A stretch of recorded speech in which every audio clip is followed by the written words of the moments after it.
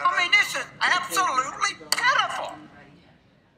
You stand up here and say you're going to take from my taxpayers 80% of their dang money to run your business, and then you're not going to pay your taxes and it's okay to get my money. How ridiculous. And it might not necessarily... Don't tell me it's not sincere. I'm damn sincere about it. I got a gut full of my taxpayers paying credits off to people that, while my schools are shut down and my hospitals can't function, I can't build any roads, and now you say, but it's okay, give them their money. Just because they don't pay us their taxes, go ahead and give them some more. I wish you could hear yourselves. This is how we got in this very dang mess we're in. We sit here and we listen to these people on both sides of these aisles and say, oh God, my buddy the lobbyist talked to me, I got to go fix this.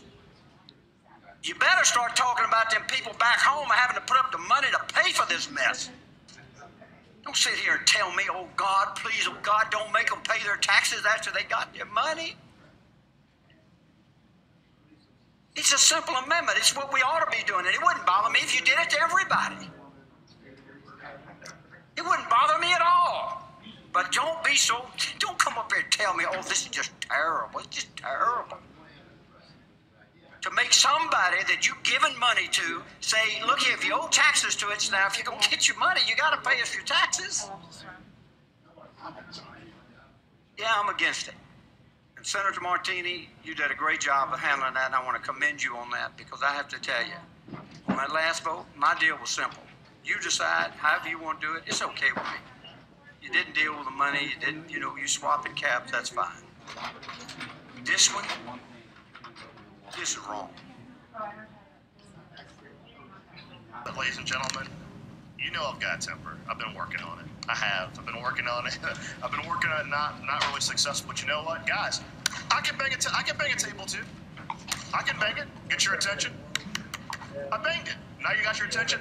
Let me explain something to you about this situation. As Senator LaFleur said, this is a backroom brawl between two industries. What makes me angry, ladies and gentlemen, is that when that amendment was presented to you by Senator Adley, he said it's a compromise everybody agreed to. You want to talk about misleading people? Obviously, with that amendment, that was not agreed to. What you were told is everyone agrees to this. What you're hearing now is they don't. Were you misled? Yes, you were misled, because you were told this was a compromise everyone agreed to. You were told everyone met in a room and agreed to this. Obviously, that is not the case. I'm not going to call my good friend up here a liar, because he's not. He believes what he's saying. But sometimes old people believe stuff that isn't necessarily true. So what I will tell you is this. Very straightforward. The precedent you're setting here, I promise you, as Senator LaFleur said, my new keyboard that I got to set up, and it says open the handle away from the keyboard. This releases the lock and lets you move the keyboard segments to suit your individual comfort. So I can't get it back down. I mean, I want it to be just like that. Anyway, it's horizontal well drilling credit. There are CEOs, there are executive boards of companies that are negotiating IRS tax liens. This language is a punitive, backhanded, terrible attempt between two industries to stab each other. What I'm saying is this. We stepped in, finance stepped in, and very seldom do I ever defer to the wisdom of finance. But you know what? You guys stepped in reasonably and said, you two guys are going to get an equal amount and you're going to be phased out. What this is one half of the industry trying to knife the other to their advantage.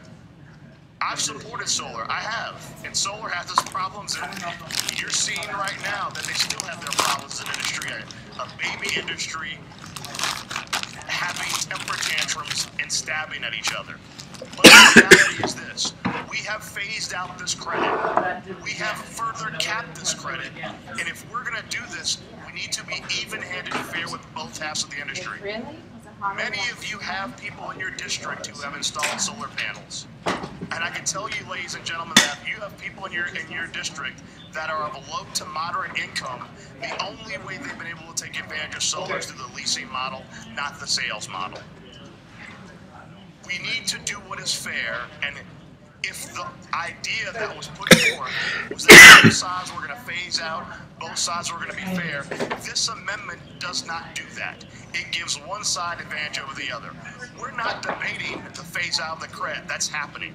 We're not debating how much the credit's going to cost to get phased out. That's happening. What we're debating, ladies and gentlemen, is are we going to be fair? And very seldom can we be in this legislature on how we do that phase out. I ask you humbly to adopt my amendment because we should not let one group benefit the other of another when they represent to the public that they've reached a compromise and they're doing everything to undermine it.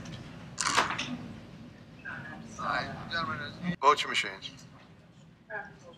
Senator Crow, no. You through voting? You through voting? Close them up. 19 yeas, 20 nays. The amendment fails to pass. Any further amendments? No further amendment. All right, sir. Senator Adley, you have right to close. Well, let's let bygones be bygones. Senator Adley, let me let this. Senator Adley, let me let the Sergeant Arms go back to their post. Y'all better stick around. I think what you're experiencing is exactly what they saw in finance, and it will go back and forth. If you sit here, you'll be here all night long.